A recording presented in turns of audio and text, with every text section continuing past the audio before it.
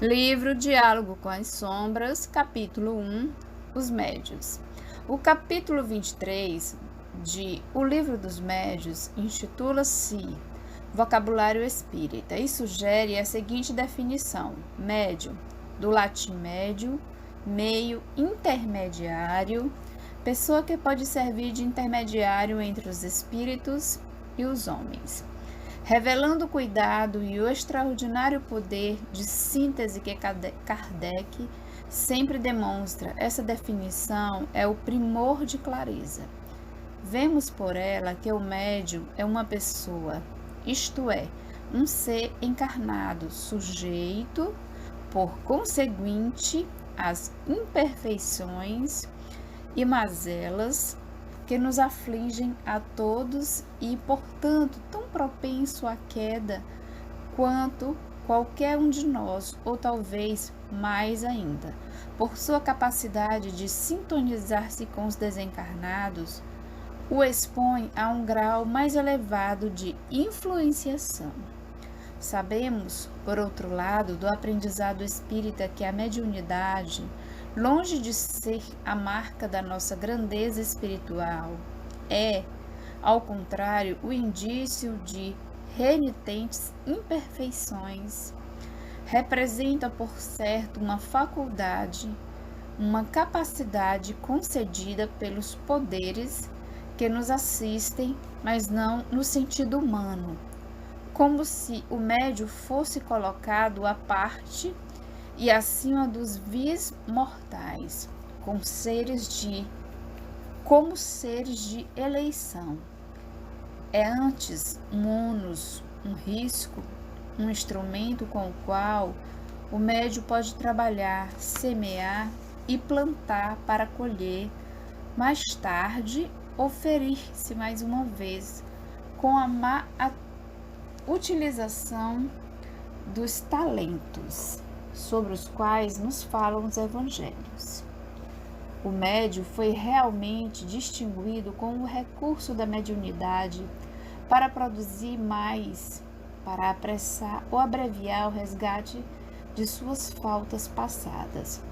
Não se trata de um ser aureolado pelo dom divino, mas depositário desse dom, que lhe é concedido em confiança para uso adequado. Enfim, o médium utiliza-se de uma aptidão que não faz dele um privilegiado, no sentido de colocá-lo na escala dos valores acima dos seus companheiros desprovidos dessas faculdades. Quanto mais amplas e variadas as faculdades, mais exposto ficará ao assédio dos companheiros invisíveis que se opõem ao seu esforço evolutivo. De certa forma, isso é válido para nós todos, mas aqueles que dispõem de faculdades mediúnicas estão como se estivessem desvassado o seu mundo interior a seres desconhecidos e invisíveis, que podem ser bons e amigos, como também podem ser antigos e ferrenhos desafetos ou comparsas de crimes hediondos. Isso me faz lembrar um filme que vi há algum tempo, O Jovem Herói. Pelo esforço de um trabalhador social compreensivo, que acreditava na capacidade evolutiva do ser humano, obteve liberdade condicional. Estiveram alguns anos na prisão em virtude da prática de assaltos audaciosos, bem planejados e, naturalmente, muito rendosos financeiramente. Fora um líder de seu grupo, o cérebro da organização, o planejador eficiente e hábil, que facilmente submeteu todos os demais à sua vontade. Ao sair da prisão, deseja esquecer o passado tenebroso, encontrar o amor na pessoa de uma jovem e dedicar-se ao trabalho humilde, de baixa remuneração, mas honesto. É nessa fase de reconstrução íntima e esforço regenerativo que os antigos comparsas o encontram. Começa o cerco, o assédio com propostas, ameaças, a doce cantilena do êxito material. Tudo é tentado para afastá-lo do caminho da recuperação. Qualquer árduo serve, qualquer pressão, movimento ou oferta. Vale tudo. Seus companheiros de crime desejam-no de volta ao grupo, aos prazeres, às loucuras, à irresponsabilidade. A semelhança com a situação do médium é impressionante. Seus comparsas não se conformam e das trevas onde se escondem buscam-no incessantemente. Isso é particularmente agudo quando a mediunidade começa a desabrochar. Os primeiros manifestantes são quase sempre atormentados seres do mundo das dores, obsessores impiedosos, verdugos, que não desejam deixar escapar a presa pelos portões do trabalho regenerador. Ou então são associados de outros tempos que por muitos séculos planejaram e executaram juntos crimes inomináveis. O médium, mais do que aqueles que se dispõem da faculdade, é um ser em liberdade condicional. Cabe a ele provar que já é capaz de fazer bom uso dela. A tarefa não é fácil, porque, como todos nós, traz em si o apelo do passado, as tomadas para o erro, as cicatrizes mal curadas de falhas dolorosas, o peso específico que o arrasta para baixo, tentando impedir que ele se escape, como um pequeno balão, para o azul infinito da libertação espiritual. Mais do que qualquer um de nós, ele precisa estar vigilante, atento, ligado a um bom grupo de trabalho, compulsando livros doutrinários de confiança, observando suas próprias faculdades, corrigindo, melhorando, modificando, eliminando, acrescentando. Nada de pânico, porém. O fato de ser ele uma pessoa dotada de antenas psíquicas que o compõem em relação com o mundo espiritual, quer ele deseje ou não quer dizer que ele esteja à mercê dos companheiros desvairados das sombras, a não ser que ele próprio deixe cair suas guardas. Ele contará sempre com a proteção carinhosa e atenta dos seus guias, daqueles que estão interessados no seu progresso espiritual. Procure manter um bom clima mental, estude, leia, viva com simplicidade, vigie seus sentimentos como qualquer um de nós. Participe da luta diária, enfrente os problemas da existência, profissionais, familiares, sociais, humanos, enfim, não lhe faltarão recursos, assistência, informações e, acima de tudo, trabalho mediúnico, que é da essência mesmo do seu compromisso. Não tema, mas não seja temerário. Não deixe de estudar suas faculdades, mas não se envaideça do que aprendeu, nem dos recursos que conseguiu desenvolver. Na hora da tarefa, é um simples trabalhador como qualquer outro, nem melhor, nem pior, nem inferior, nem superior. Os dirigentes de grupos devem combater sem tréguas o vedetismo de alguns médios. O bom combate, é claro, de que nos falava Paulo, sem rancores, sem humilhações, sem prepotência. É comum nos grupos mediúnicos dar-se destaque indevido ao médium que recebe, por exemplo, o orientador desencarnado para as palavras de esclarecimento e as diretrizes gerais. O ideal seria que os orientadores se revezassem utilizando-os dos demais médiuns, mas eles não estão interessados em preservar as nossas ridículas suscetibilidade e vaidade. Se o médium que os recebe sente-se envaidecido, trata-te de se corrigir. Se os médios que não recebem ficam enciumados, o problema é de cada um. A experiência com os espíritos ensina-nos que eles são compassivos, amorosos, pacientes, tolerantes e serenos, mas são também firmes e rigorosos quando necessário. Isso está amplamente documentado na codificação, pois nem mesmo a Kardec deixaram eles de dizer o que era necessário dizer, às vezes até com inesperadas severidade. Por que a Deus permitido que os espíritos possam tornar o caminho do mal? Perguntou Kardec em O Livro dos Espíritos, questão 123. E eles respondem: como ousais pedir a Deus conta dos seus atos? Supondes poder penetrar-lhe os desígnios? Podeis, todavia, dizer o seguinte: a sabedoria de Deus está na liberdade de escolher que Ele deixa a cada um, porquanto, assim, cada um tem o mérito de suas obras. E o interlocutor era Allan Kardec. Por que razão ficaram com panos quentes conosco, meros aprendizes primários de uma verdade que transcende em muitos aspectos a nossa compreensão? Assim, não se espere que os benefícios espirituais tomem precauções especiais para nos preservar o orgulho e a vaidade.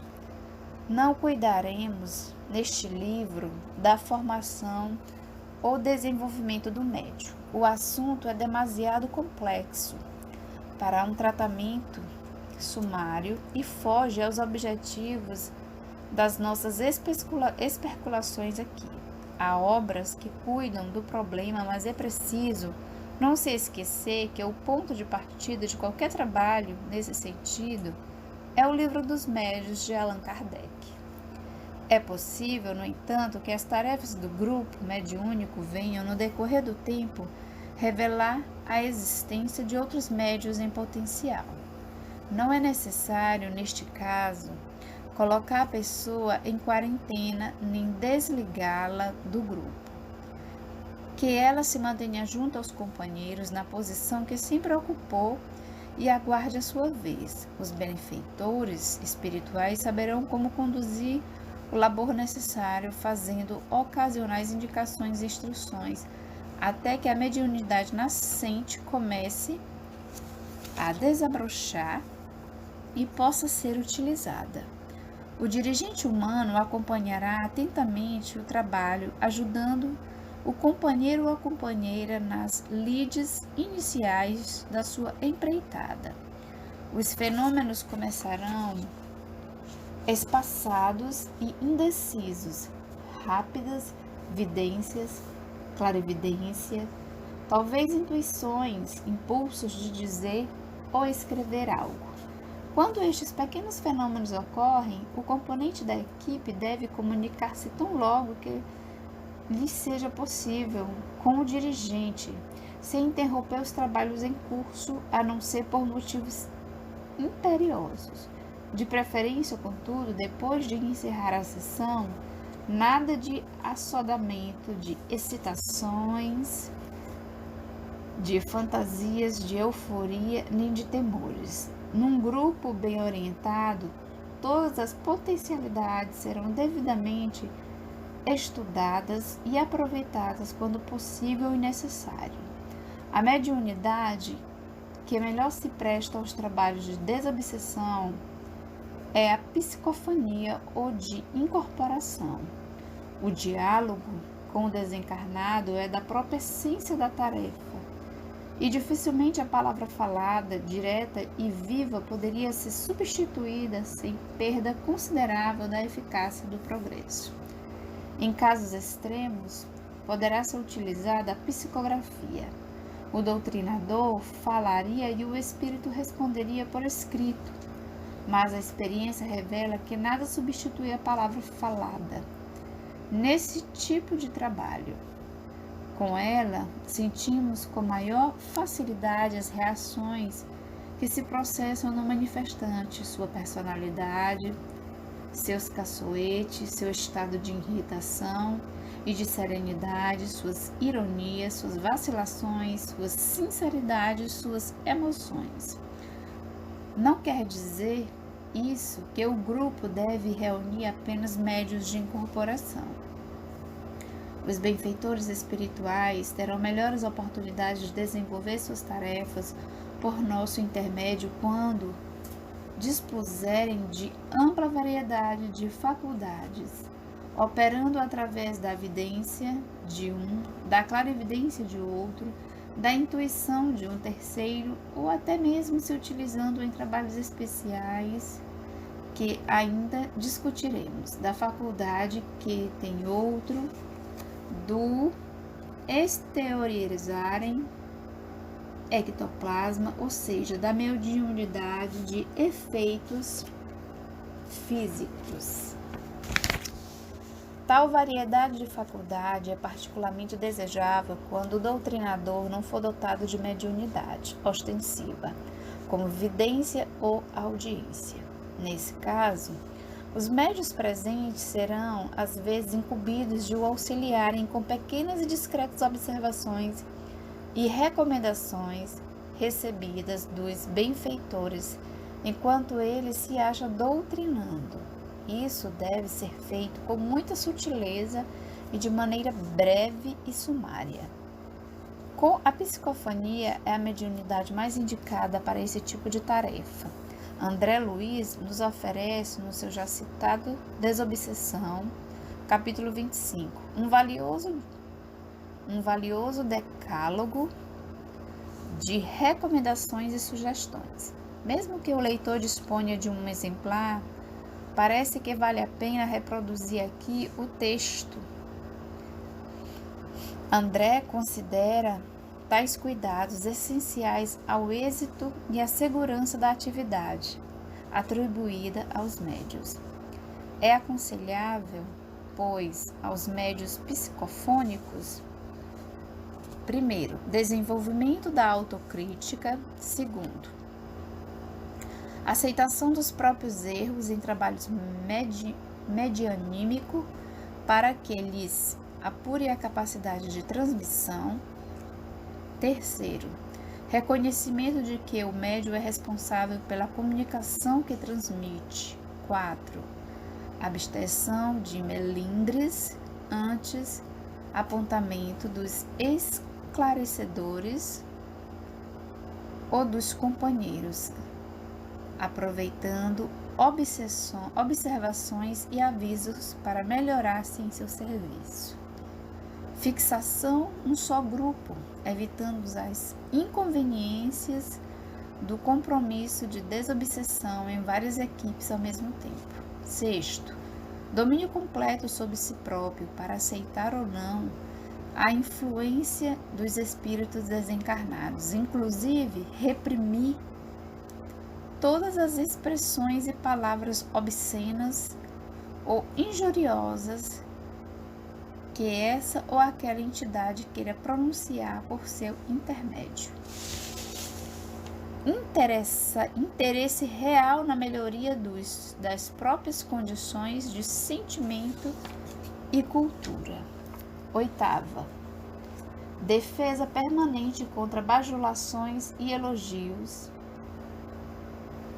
com quantos saiba agradecer o estímulo e amizade de quantos lhe incentivem o coração ao cumprimento do dever. 9. Discernimento natural da qualidade dos espíritos que lhes procurem as faculdades pelas impressões de sua presença, linguagem, eflúvios magnéticos, seja pela sua conduta geral. 10. Uso do vestuário que lhe seja mais cômodo para a tarefa, aliviando, porém, os objetos que costumem trazer jungidos ao corpo, como sejam relógios, canetas, óculos e joias. As pessoas que lidam com médios, que trabalham junto deles, que desempenham, enfim, qualquer atividade em paralelo com eles, não devem esquecer-se de que esses companheiros de seara são criaturas dotadas de certo grau de exaltação da sensibilidade. Ou, por outras, são médios exatamente porque têm a sensibilidade mais aguda do que o comum dos homens e das mulheres. Em decorrência dessa particularidade, que no fundo é da própria essência da mediunidade, são mais suscetíveis, mais sensíveis, também à crítica, à atitude antifraterna, à palavra agressiva, à reprimenda, tanto quanto ao elogio e à bajulação a que se refere André Luiz. É preciso, pois, atenção especial com os médios naquilo que diga respeito à sua condição peculiar de sensibilidade. Tentaremos clarificar, tanto quanto possível, este assunto extremamente delicado e complexo. Evidentemente, o médio não deve e não pode ser endeusado, porque isso exporia a ele e ao grupo a imprevisíveis e desastrosas consequências. Em breve estaria recebendo mensagens diretas de Deus. Não vamos, porém, cair no outro extremo de submeter o médium a um regime disciplinar inadequado, ditado pela prepotência e pela arbitrariedade em nome da boa ordem dos trabalhos. Médio disciplinado é uma coisa, médio inibido é outra. É preciso que o dirigente dos trabalhos tenha bom senso suficiente para distinguir até onde vai a disciplina que precisa ser preservada e onde começa o rigorosíssimo ditatorial que leve o médium ao pânico ou à revolta. O médium não é nem a vedete do grupo, seu pontífice máximo, nem o escravo acorrentado aos caprichos dos desavisados que, em nome da disciplina e da ordem, impõem condições inaceitáveis ao exercício das faculdades mediúnicas. O médium é um mecanismo extremamente delicado e suscetível que deve ser tratado com atenção, cuidado e carinho. No grupo em que predominar legítimo sentimento de afeição e compreensão entre os seus diversos componentes, dificilmente surgirão problemas dessa natureza, mas é preciso estar atento para tais questões não venham a perturbar a tarefa. O dirigente deverá tratar o médium com todo o carinho e atenção, procurando ajudá-lo na solução dos problemas que surgirem no exercício de sua faculdade, dando-lhe apoio e conselhos onde e quando necessário. Deve ser-lhe grato pela sua contribuição ao grupo, sem, no entanto, distingui-lo com nenhum favor especial. O médium equilibrado e disciplinado sabe que nada deve esperar de diferente, exclusivo ou extraordinário. É apenas um dos componentes do grupo, nada mais. E como tal, credor da mesma estima e respeito devido aos demais companheiros. E também como os demais merecedor de uma palavra de estímulo e gratidão por uma tarefa particularmente difícil, exaustiva e bem realizada. Não custa a quem de direito uma expressão de agradecimento e uma palmada afetuosa no ombro que deverá estimular sua responsabilidade e não sua vaidade. Há manifestações difíceis e dolorosas que deixam resíduos vibratórios perturbadores. Em casos assim, o médium não deve ser abandonado à sua sorte, com as dores e as canseiras resultantes. Se o dirigente não puder socorrê-lo com um passe restaurador, designe alguém do grupo para fazê-lo, mas diga-lhe uma breve palavra de carinho ou lhe faça um gesto de solidariedade para que o médium sinta o apoio e a compreensão para sua árdua tarefa. O leitor deverá notar, ao longo deste livro, que alguns pontos são repisados em diferentes contextos. É que tais assuntos se apresentam muito intimamente interligados à semelhança dos fios coloridos que fazem um desenho de um tapete e que desaparecem aqui para reaparecer ali com nova ênfase. Um desses pontos é o relacionamento entre os componentes do grupo, seja entre os encarnados, seja entre os desencarnados. Repisaremos aqui um deles, é o do relacionamento com o médium com o doutrinador. Para que o trabalho se desenvolva com segurança e eficácia, esse relacionamento precisa ser impecável. Tentemos explicar o que significa, no caso, esse adjetivo tão pomposo. Além do seu sentido etimológico, incapaz de pecar, num sujeito a pecar, impecável, quer dizer perfeito, correto, sem macula ou defeito.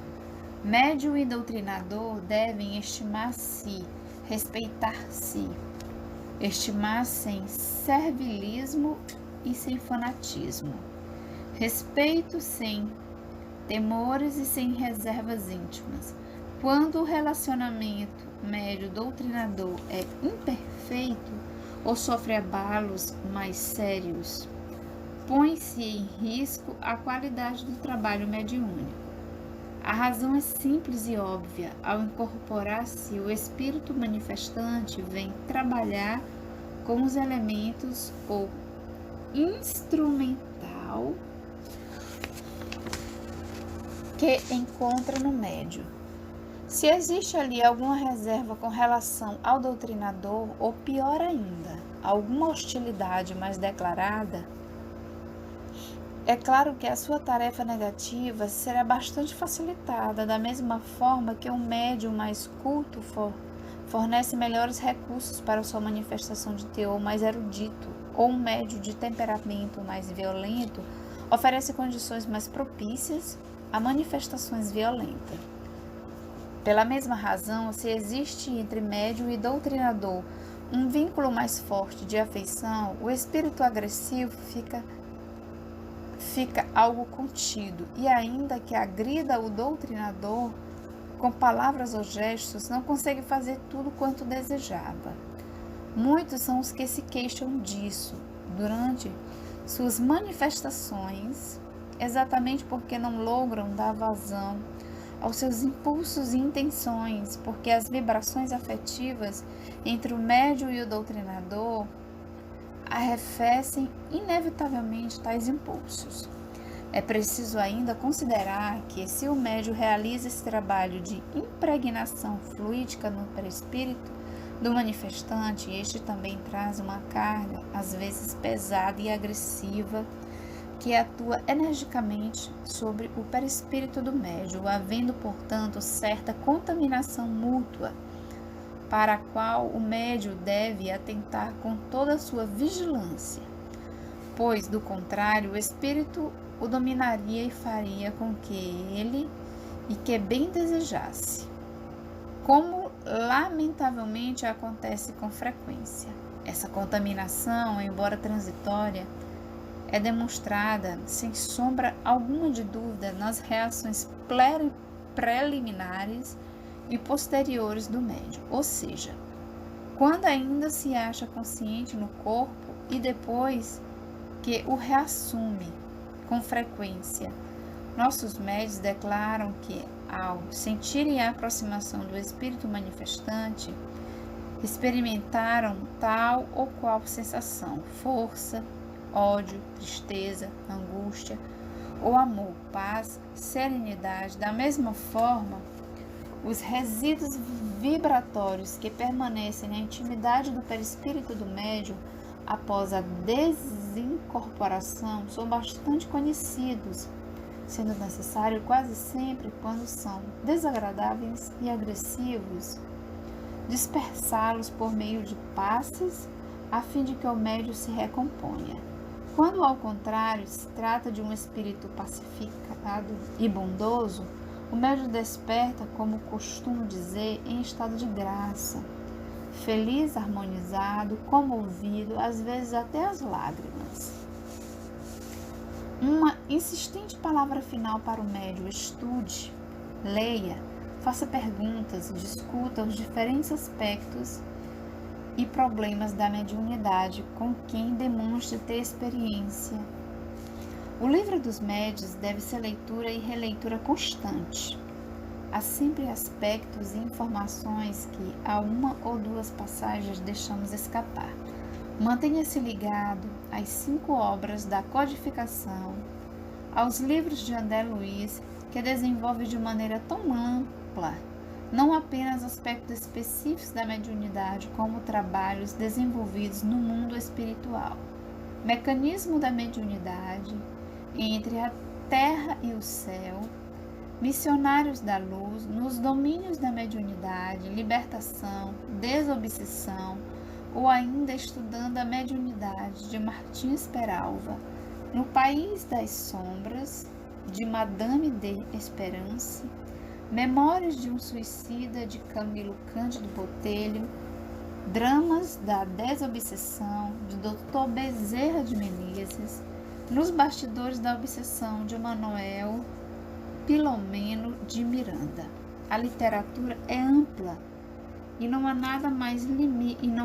mais limites visíveis neste vasto campo. O médium, tanto quanto todos nós que lidamos com a comunicação entre os dois mundos, precisa estar bem certo de que é ainda muito pouco que sabemos sobre essa notável faculdade humana. Toda a humildade e todo o respeito antes ela ainda serão poucos. Ademais, somente podemos estudar a mediunidade assistindo-a em ação, observando-a com atenção, anotando suas peculiaridades, discutindo suas inúmeras facetas com os companheiros que constituem a equipe de trabalho, lendo o estudo daqueles que antes de nós já se tenham dedicado aos seus inúmeros mistérios e grandezas.